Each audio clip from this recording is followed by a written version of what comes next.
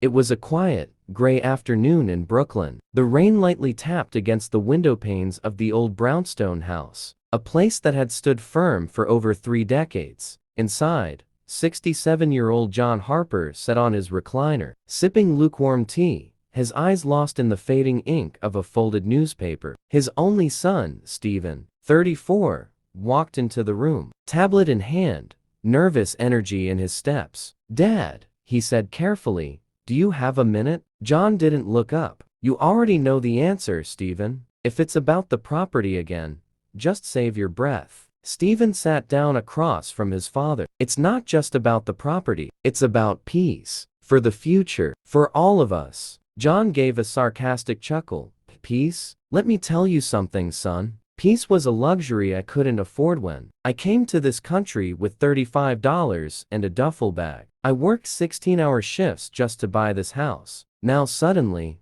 it's a legal case?" Stephen leaned forward. "That's not what I'm saying. I respect everything you've done. You gave us this life, but you also taught us to be responsible. You taught me to think ahead. That's all I'm trying to do." John finally looked at his son. His face was tired, but firm. "So what's the urgency, Stephen? Afraid I might drop dead tomorrow?" "That's not fair," Stephen said quietly. "But if you did, Dad, what happens then? Who gets this house? What about the second one in Queens? What about the taxes? The tenants? The will? Have you written anything down?" John hesitated. "No, always thought there'd be time. That's what everyone thinks until there isn't." Silence hung between them. The rain grew heavier outside. In the distance, a siren wailed down the street. Inside the house, memories lived on every wall. Old photographs, faded pencil marks from Stephen's childhood, growth spurts etched into the hallway doorframe. "I remember when you bought this house," Stephen said. "You worked weekends for 2 years straight. Mom packed your lunch every single morning." John smiled faintly at the memory. "She was the real strength behind all this. And she made you promise one thing," Stephen added,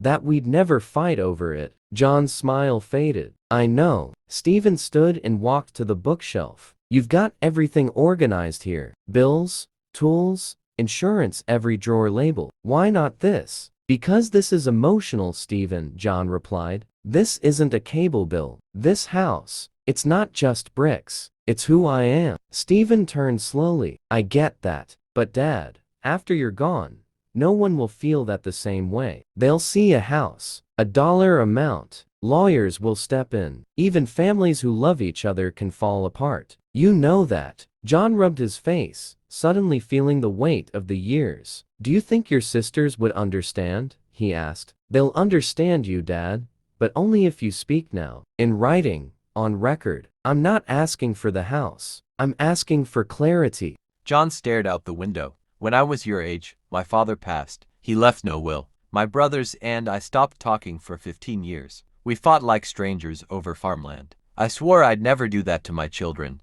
"Then keep that promise," Stephen said, walking back to sit beside him. "Let's set up a trust, a will. Decide who gets what, how it gets managed. No surprises." John was silent for a long time. The rain slowed. A small beam of light cracked through the clouds. "You really think it's that easy?" he asked. "No, but I think it's worth it," Stephen replied. John stood slowly, walked to the framed photograph of his late wife, touched the edge of the wooden frame. "She'd want this done right." "You're right, Stephen." He turned to face his son. "Call your sisters. Set up a meeting. Next weekend. I want all of you here." Stephen smiled with relief. "I'll do it. And I'll bring someone from the law office to explain the process." "But Stephen," John added, "this stays in the family. No drama.